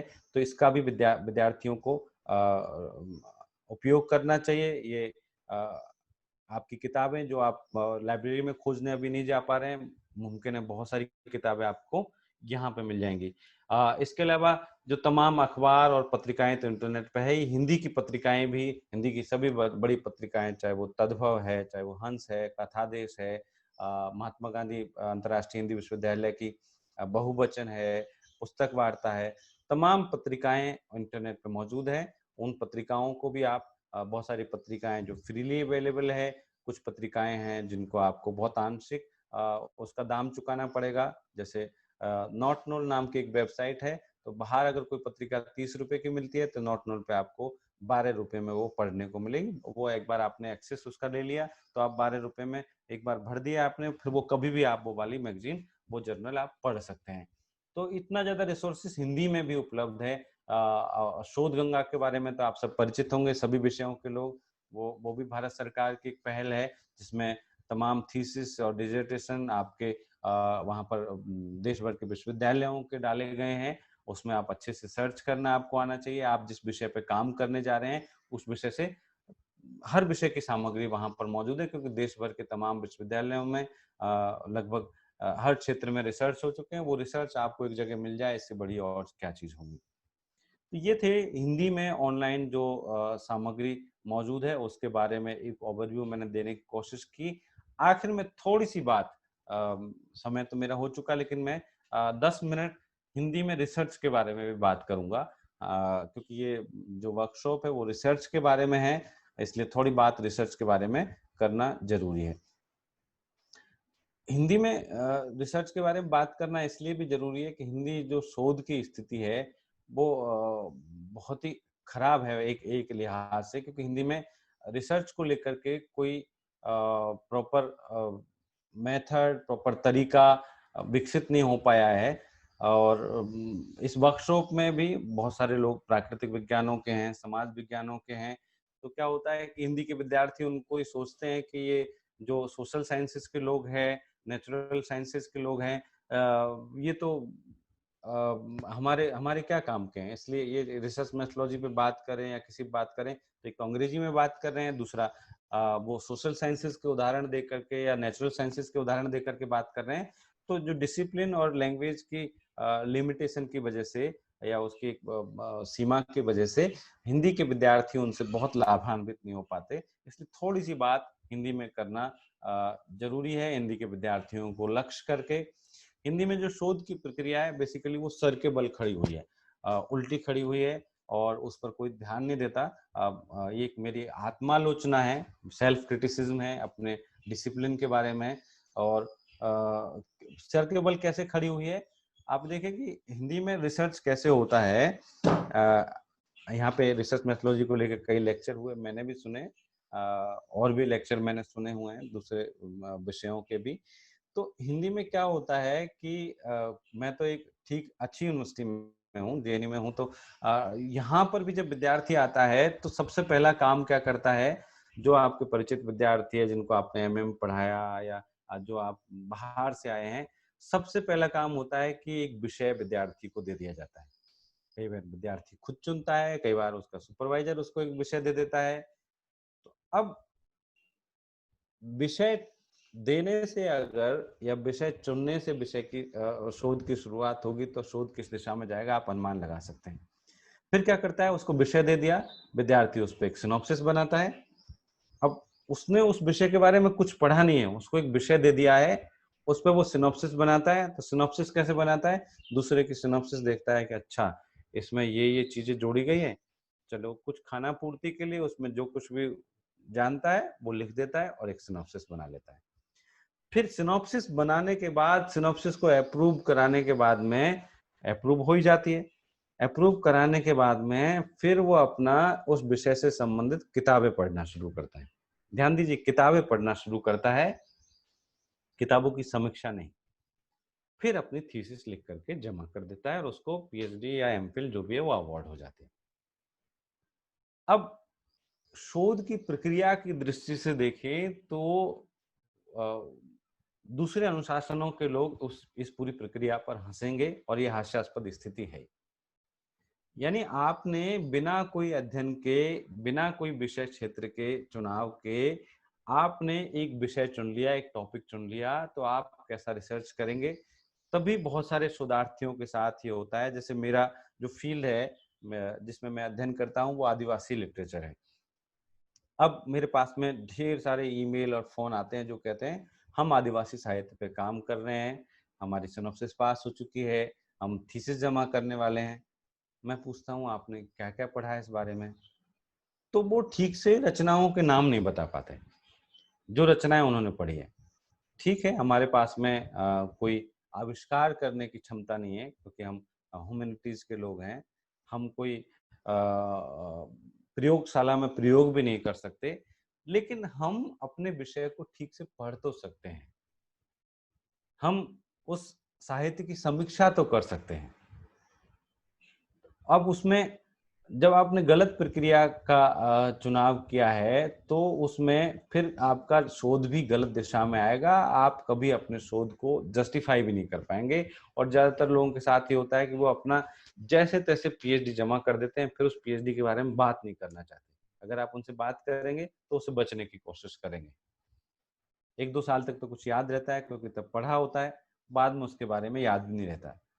तो मित्रों, ये जो आपने मेथोडोलॉजी, जो तरीका आपने अपनाया है, ये तरीका गलत है। इसको दुरुस्त करने की जरूरत है। और चूंकि हिंदी के अध्यापकों को खुद बहुत ट्रेनिंग नहीं है रिसर्च मेथोडोलॉजी की, रिसर्च प्रोसेस की, इस वजह से वही अध्यापक जो रिसर्च करके जो पीएचडी जमा कर रहे हैं, वो पीएचडी अवार्ड हो रही है, वही लोग अध्यापक बन रहे हैं कॉलेजों और विश्वविद्यालयों में।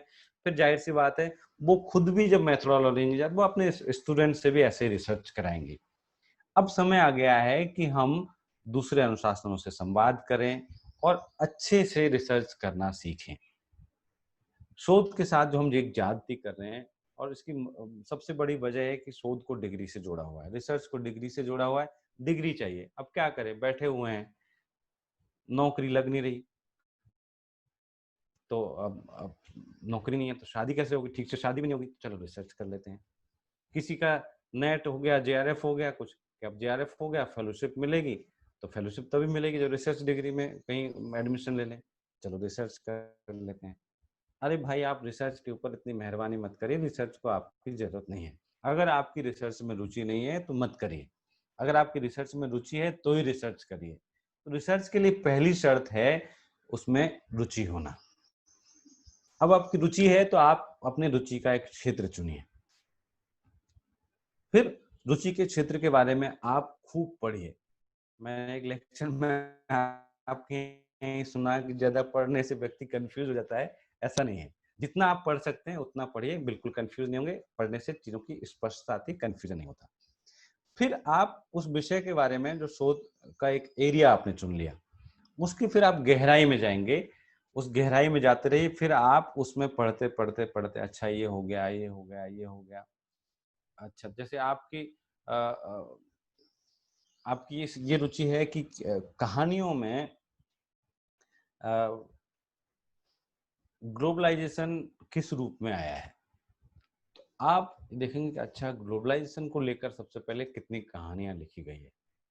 उन कहानियों को आप पहले पढ़ेंगे।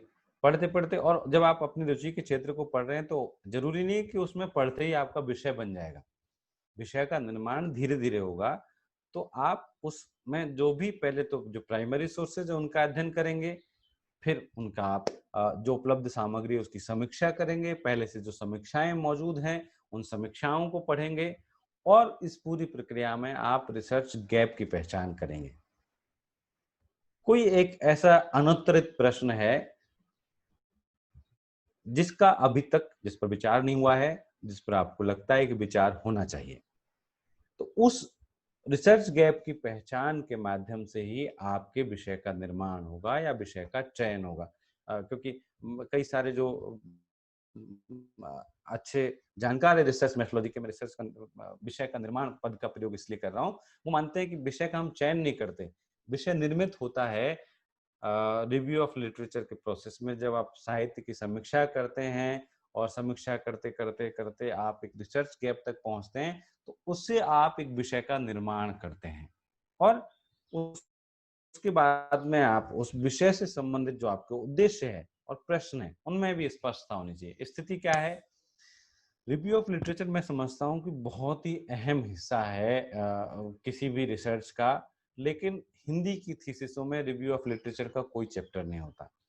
हिंदी के सिनॉप्सिस में संबंधित क्षेत्र साहित्य की समीक्षा नाम से कॉलम होता है, जिसमें अक्सर लिखा जाता है, पहले लिखा जाता था आज से 5-10 साल पहले, कि इस क्षेत्र में आज तक कोई काम नहीं हुआ है और मेरा काम पहला और मौलिक है। आजकल क्या लिखा जाने लगा है, थोड़ा जो सुपरवाइजरों को लगा यार इससे तो हमारी बड़ी भद्द पिटती है, जो हमारी सिनॉप्सिस ऊपर हायर कमिटी में जाती है, दूसरे डिसिप्लिन के लोगों के साथ बैठते हैं कि ये क्या लिखा हुआ है, कि आज तक कोई काम नहीं हुआ, मेरा काम पहला, मौलिक और नया है।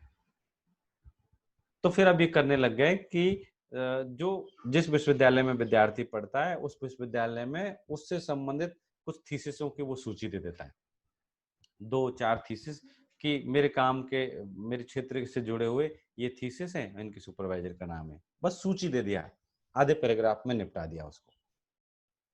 ये भी रिव्यू ऑफ लिटरेचर नहीं है।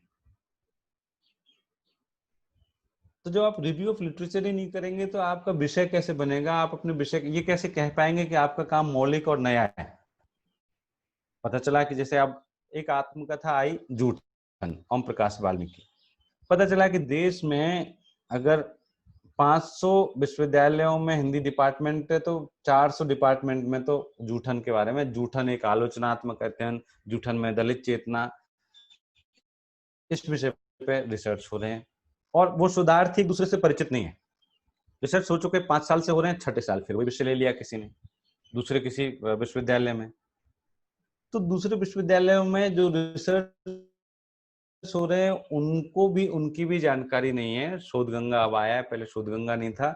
लेकिन एक बात और हिंदी के विद्यार्थियों को अपने मन में स्पष्ट रखनी चाहिए कि सिर्फ थीसिसों की सूची देना रिव्यू ऑफ लिटरेचर नहीं है। थीसिसों को पढ़ना भी या उनके बारे में एक ब्यौरा देना भी रिव्यू ऑफ लिटरेचर नहीं है। उनकी समीक्षा करनी चाहिए, साथ में जो किताबें और शोध आलेख मौजूद है वो भी आपको पढ़ने हैं और उनकी भी समीक्षा करनी है।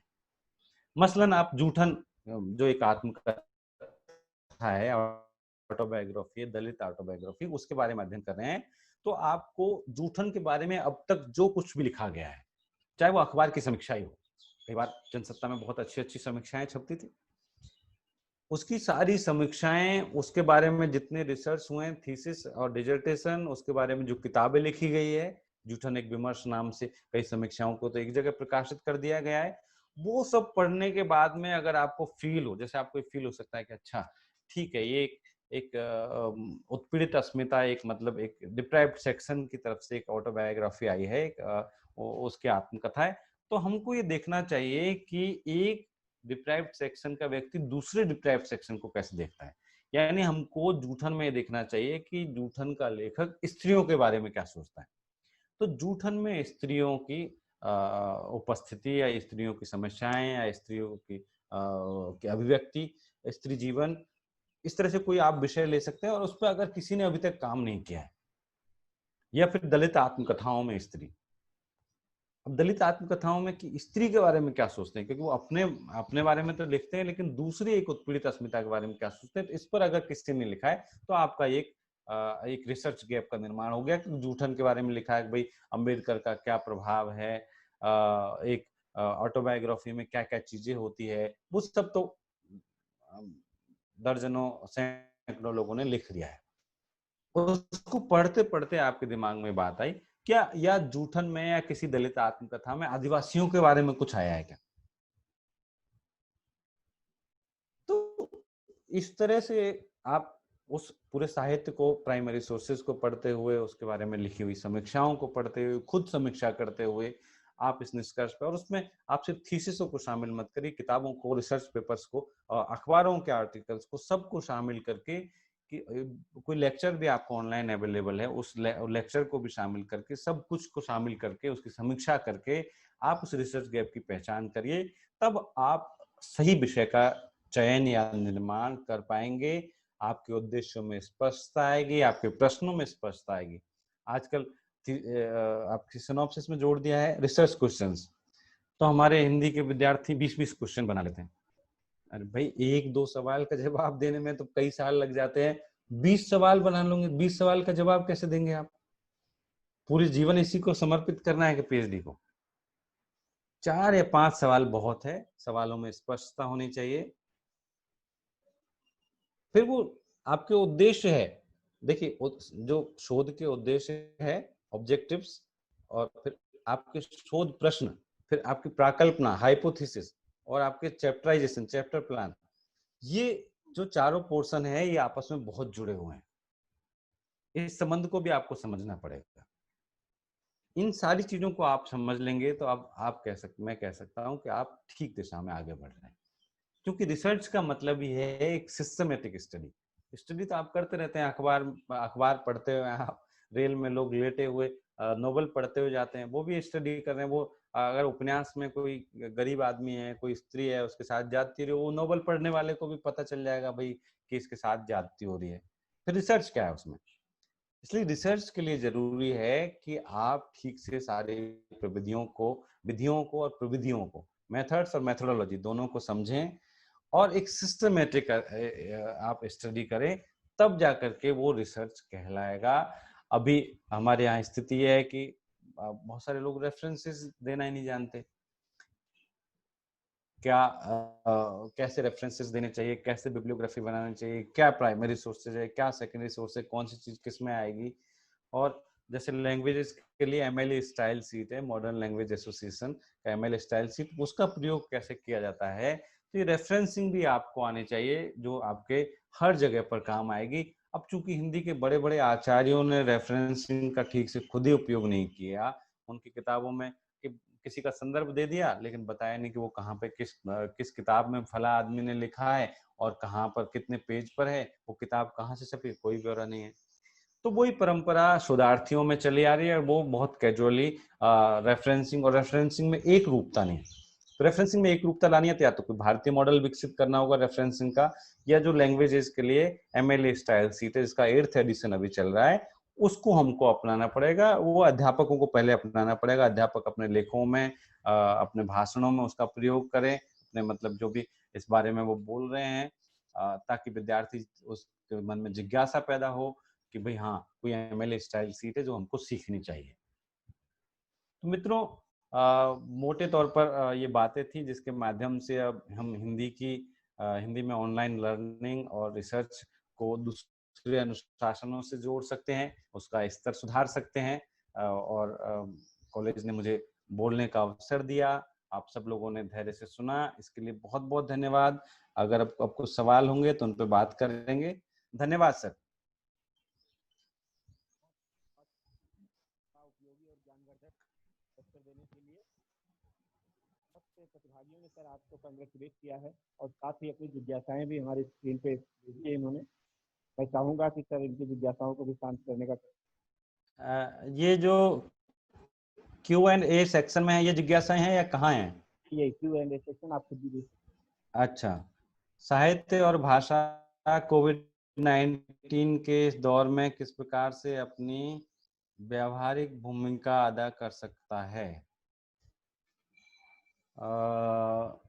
व्यावहारिक भूमिका साहित्य की यही है कि साहित्य का काम है, साहित्य के बारे में कहा जाता है साहित्य को परिभाषित, साहित्य समाज का दर्पण है, ये आपने बहुत सुना होगा।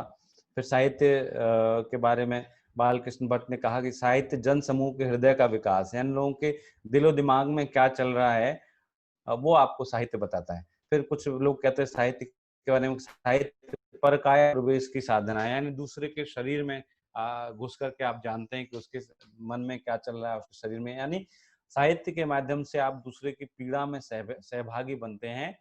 आप प्रेमचंद का गोदान पढ़ते हुए किसानों की समस्या से रूबरू होते हैं, या कोई भी रचना पढ़ते हो, तो ऐसे समय में साहित्य आपको एक तो आपका, जैसे आप पढ़ेंगे तो आपको ये लोग कह रहे हैं कि भाई घर में बैठे बैठे हम बोर हो गए हैं, ऊब गए हैं, निराशा होने लगी है, तनाव होने लगा है, तो आप साहित्य पढ़ेंगे तो आपका मन लगा रहेगा। दूसरा, साहित्य आपको जो हमारा एक सीमित दायरा है, हम हमारे अनुभव संसार को, हमारा जो एक्सपीरियंस का एक दायरा है बहुत लिमिटेड है, उस अनुभव संसार को व्यापक बनाता है, उसका विस्तार करता है, और दूसरों की पीड़ा में हम भागीदार बन सकते हैं। कोविड-19 के बारे में तो अभी बहुत लिटरेचर नहीं आया है, और जो लिटरेचर आया है वो कोई स्तरीय नहीं है, लेकिन आप पुराना साहित्य पढ़िए, फ्रीली अवेलेबल बहुत सारा साहित्य, जैसे मैंने कहा हिंदी समय पे जाके आप पढ़ सकते हैं, कविता कोश, गद्य कोश पर जाके पढ़ सकते हैं, बहुत सारा लिटरेचर फ्रीली अवेलेबल है, उससे पढ़िए, उससे आपको आप पूरी दुनिया के बारे में ज्यादा बेहतर ढंग से आप जान सकेंगे। जो कला माध्यम है वो यही काम करते हैं कि वो आपको दूसरे की पीड़ा से, दूसरों के सुख दुख से परिचित कराते हैं, और इससे आपका अनुभव संसार व्यापक होता है। नीलम जी का सवाल है, online classes are still a dream for rural areas of our country due to technological gap. ठीक कहा आपने, ये तो एक सवाल नहीं है, ये एक टिप्पणी है जिससे मैं सहमत हूँ कि हाँ, निश्चित तौर पर एक ड्रीम की तरह है, क्योंकि हमारा एक टेक्नोलॉजिकल गैप है हमारे पास में। किसी के पास में अच्छी 100 Mbps का इंटरनेट कनेक्शन है, किसी के में 1 Mbps का भी नहीं आ पा रहा है, क्योंकि वहाँ पर कई जगह पे इंटरनेट ही नहीं है। आप जैसे मैंने एक लाइव लेक्चर सीरीज शुरू की लेखकों के साथ बात करने के लिए, बहुत सारे लेखकों से बात ही नहीं हो पाई, उनके यहाँ पर मोबाइल का टावर भी ठीक से नहीं पकड़ता, ब्रॉडबैंड है ही नहीं, तो निश्चित तौर पर ऑनलाइन क्लासेस तब तक संभव नहीं है। और हर विद्यार्थी तक पहुंचना एक अध्यापक की जिम्मेदारी है। अगर आप इस मुगालते में रहें कि आपने 20 में से 15 को या 10 को पढ़ा दिया और आप सफल हो गए, नहीं, आपको पूरे 20 तक पहुंचना है, तभी आपकी ऑनलाइन टीचिंग की सार्थकता है। और is there any solution for that? Solution तो अभी भारत सरकार को करना है, सॉल्यूशन तो हम तो अध्यापक हैं या विद्यार्थी हैं, हम तो इसका सॉल्यूशन क्या कर पाएंगे, लेकिन इसका सॉल्यूशन इसी के साथ होगा, जो गैप है गरीब और अमीर के बीच का गैप है वो कम होगा, धीरे धीरे सारी चीजें सभी के पास पहुंचेंगी। On what basis do you use tools in research? देखिए, जो हमारे टूल्स है भाषा और साहित्य के, वो सोशल साइंसेज और नेचुरल साइंसेज से अलग है। और हमारे टूल्स मुख्य तौर पर हम किसी न किसी लिटरेचर का अध्ययन करते हैं, तो उस लिटरेचर से जुड़े हुए होते हैं। जो भी साहित्य है, जिस विषय पर वो साहित्य लिखा गया है, हम उसके समकालीन लेखकों को देखते हैं, उस विषय पर लिखे गए और साहित्य को देखते हैं, और उस विषय के बारे में जो भी समाज वैज्ञानिक अध्ययन हुए हैं उनसे हम परिचित होते हैं। उसके आधार पर उस रचना का हम विश्लेषण करते हैं, जिसमें कुछ साहित्यिक मानदंड होते हैं और कुछ समाजशास्त्रीय मानदंड होते हैं।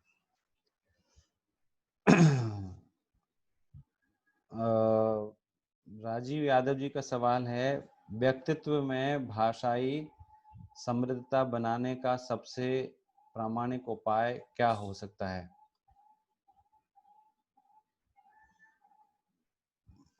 भाषाई समृद्धता तो देखिए, कोई भी लैंग्वेज में आप तभी एक्सपर्ट होते हैं जब आप उस भाषा के साहित्य को आप गंभीरता से पढ़ते हैं।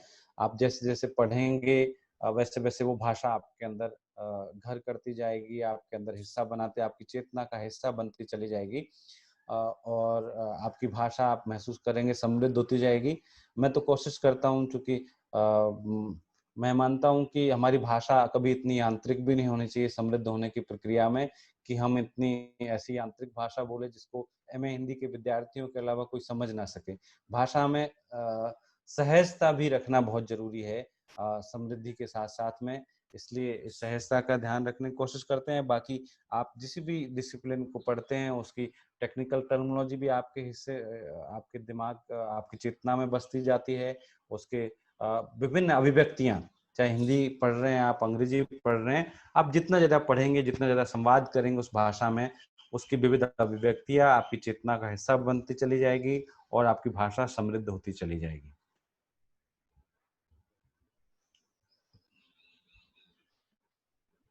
मेरे ख्याल से और कोई सवाल नहीं है सर। प्रतिभागियों के सारे सवालों का सर आपने समाधान प्रस्तुत कर दिया है।